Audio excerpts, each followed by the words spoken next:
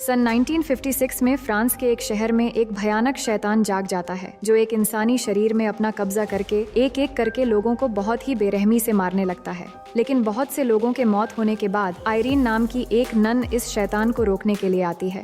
लेकिन इस शैतान को रोकने के लिए उसे किन किन भयानक मुसीबतों का सामना करना पड़ता है, ये हम देखेंगे आज की इस पूरी कहानी में। दोस्तों, इस कहानी का पार्ट 1 हमने पहले ही अपलोड कर दी है, जिसका लिंक आपको डिस्क्रिप्शन में मिल जाएगी। सो हेलो दोस्तों, मेरा नाम है इशिता और इस कहानी का सेकंड पार्ट शुरू होता है सन 1956 में फ्रांस के टरस्कॉन शहर से, जहां हम एक चर्च देख पाते हैं। और इस चर्च में जैक नाम का एक छोटा सा लड़का चर्च के फादर नोयरेट के लिए एक हेल्पर के रूप में काम कर रहा होता है, जैसे कि फादर के छोटे मोटे काम कर देना, सफाई वगैरह करना और प्रार्थना के लिए वाइन लेकर आना। तो एक रात जब फादर नोयरेट जैक को वाइन लेकर आने के लिए कहते हैं, तो वो वाइन ले आकर चर्च के अंदर एक जगह पर रख देता है। पर इसके बाद जब वो जाने वाला होता है तो उसे वहाँ पर कुछ अजीब सा महसूस होने लगता है और तभी अचानक से उस वाइन की बोतल फट जाती है, जिसके बाद जल्दी से जैक भागता हुआ जाकर फादर को कहता है कि वहाँ कोई है। तो फादर जैक के साथ आकर चर्च के अंदर चेक करने लगते हैं, तो वो देखते हैं कि जहाँ पर चर्च का होली वाटर रखा हुआ था वो अचानक से उबलने लगी है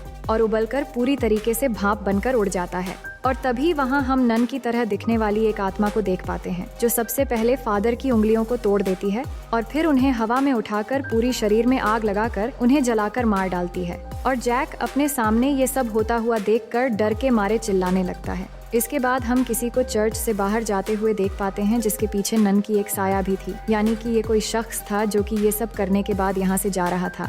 इसके बाद सीन शिफ्ट होती है, जहाँ हम सिस्टर आयरीन को देखते हैं। सिस्टर आयरीन वही है जिसने इस कहानी के पहले पार्ट में उस शैतान नन से लड़ाई करके उसे हरा दिया था। और अब ये कहानी उस शैतान नन से लड़ने के 4 साल बाद में शिफ्ट हो चुकी है, जहाँ पर आयरीन अब एक नए चर्च पर रहती है। हालांकि यहाँ बाकी सिस्टर्स को आयरीन के उस इंसिडेंट के बारे में नहीं पता था, तो यहाँ पर उसकी जिंदगी नॉर्मल सिस्टर की तरह ही चल रही थी। अब इस चर्च के मदर सुपीरियर सिस्टर आयरीन को बताती हैं कि डेब्रा नाम की एक नई सिस्टर बनी है, जिसको गॉड पर बिल्कुल भी विश्वास नहीं है और अगर ऐसा ही चलता रहा तो वो आगे एक अच्छी नन नहीं बन पाएगी। तो आयरीन डेब्रा के पास जाकर बातें करने लगती है, जहाँ डेब्रा उसे बताती है कि मेरे पिता मुझे और मेरी माँ को बिल्कुल भी पसंद नहीं करते थे, इसलिए उन्होंने सबसे पहले मेरे भाइयों को देश की सेवा करने के लिए आर्मी में भेज दिया और मुझे यहाँ आने का बिल्कुल भी मन नहीं था, लेकिन फिर भी मेरे पिता ने गॉड की सेवा करने के बहाने मुझे यहाँ पर भेज दिया। अब आगे हम बहुत सारी नन्स को एक साथ देखते हैं, जो 4 साल पहले हुए उस इंसिडेंट के बारे में बात कर रही होती है कि सेंट काटा के एबे में एक शैतान नन के रूप में आकर वहाँ के सभी नन्स को मार रहा था।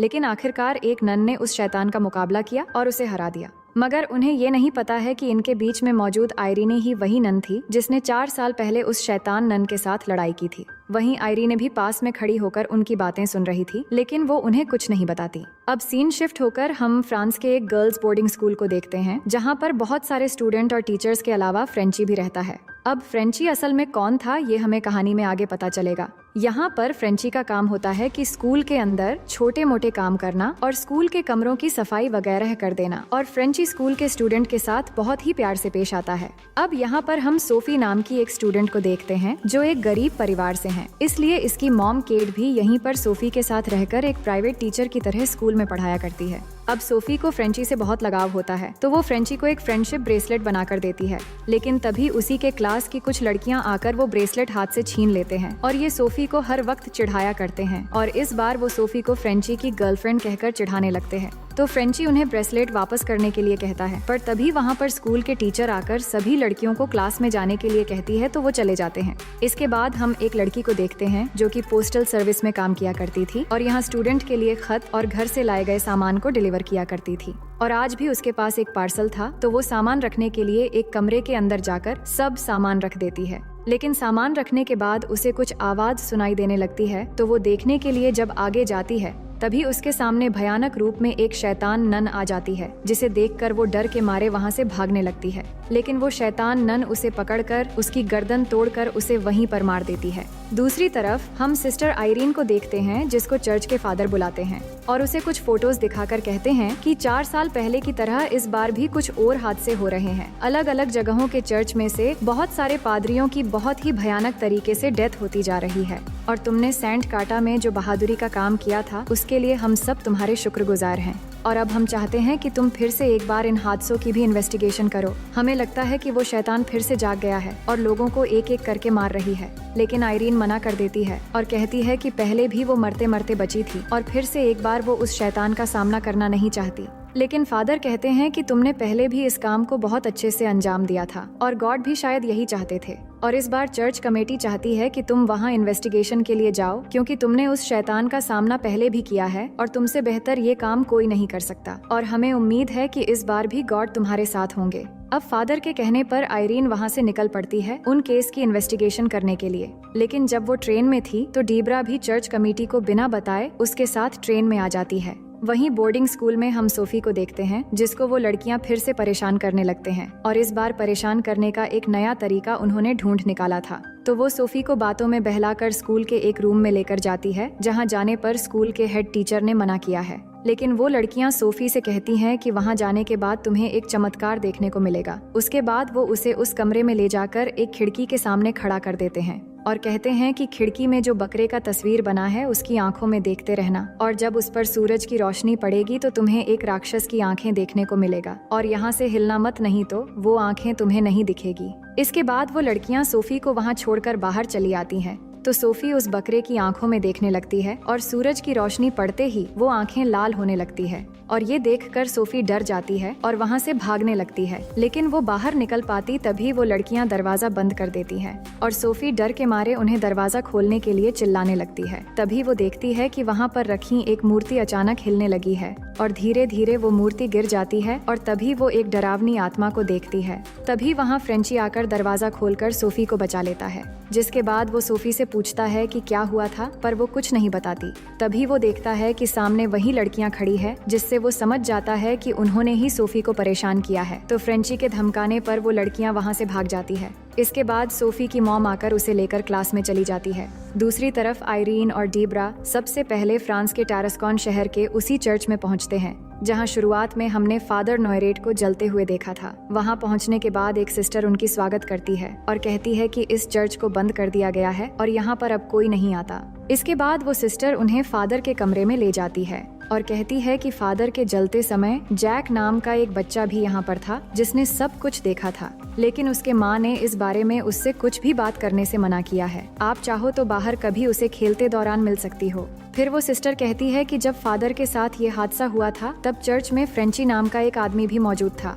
लेकिन उसके अगले दिन ही वो यहाँ से चला गया था। लेकिन शायद वो अभी इसी शहर में हो सकता है, क्योंकि वो कभी कभी यहाँ आता जाता रहता है। इसके बाद हम देखते हैं कि आयरीन फ्रेंची से मिलती है और उससे बात करने लगती है। अब यहाँ हम आपको बता दें कि फ्रेंची वही था जिसने आयरीन को इस कहानी के पहले पार्ट में उस शैतान से लड़ने में मदद किया था और उस दौरान आयरीन को बचाया भी था। तो आयरीन उससे बात करती है और उसकी जान बचाने के लिए उसे थैंक्स कहती है। इसके बाद आयरीन वापस आने लगती है। तभी बीच रास्ते में डीब्रा उसे पूछती है कि फ्रेंची कौन है। तो वो फ्रेंची के बारे में उसे बताने लगती है कि जब वो सेंट काटा में शैतान के वश में थी तो फ्रेंची ने आकर उसे बचाया था।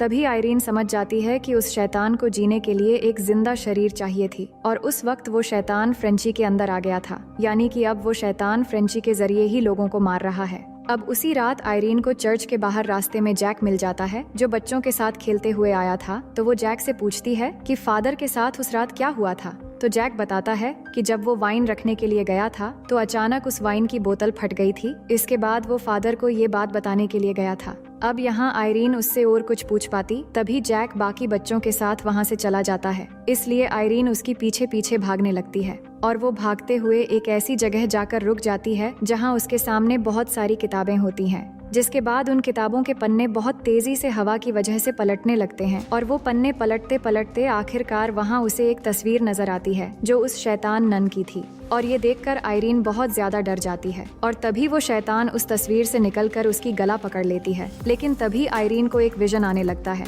जहाँ वो देखती है कि एक लड़का जिसके हाथ में एक छोटी सी बॉक्स है और उसके आंखों से बहुत ही डरावनी तरीके से रोशनी निकल रही है और तभी वो गिरकर बेहोश हो जाती है। जिसके बाद सिस्टर डीब्रा आकर उसे डॉक्टर के पास ले जाती है। इसके बाद आयरीन के होश आने पर डीब्रा उसे बताती है कि जैक ने उसे कुछ समय पहले आकर एक रोजरी दिया है जो शायद फादर नोयरेट का है, पर इस रोजरी पर एक सिंबल है जिसे वो समझ नहीं पा रही है। इसके बाद दोनों इस रोजरी पर बने सिंबल को समझने के लिए एक कैथोलिक लाइब्रेरी में पहुंचते हैं, जहां का लाइब्रेरियन ये बताता है कि ये तो एक खानदानी सिंबल है और ये सेंट लूसी के वंशज के पास ही होते हैं। और वो बताता है कि जब सेंट लूसी को काफिरों ने मार दिया था तो उनके परिवार किसी तरह बच निकले, पर वो खतरे में थे, इसलिए दुनिया में हर जगह फैल गए और अपनी जी जान लगाकर एक राज की रक्षा करने लगे। और वो राज थी सेंट लूसी की आंखें। और जिस शैतान की हम बात कर रहे हैं वो सेंट लूसी की वंशज को इसलिए मार रहा है क्योंकि उसे वो आंखें चाहिए जिससे वो सबसे शक्तिशाली बन जाएगा। और अगर वो आंखें उस शैतान की हाथ लग गई तो दुनिया में कयामत आ जाएगी।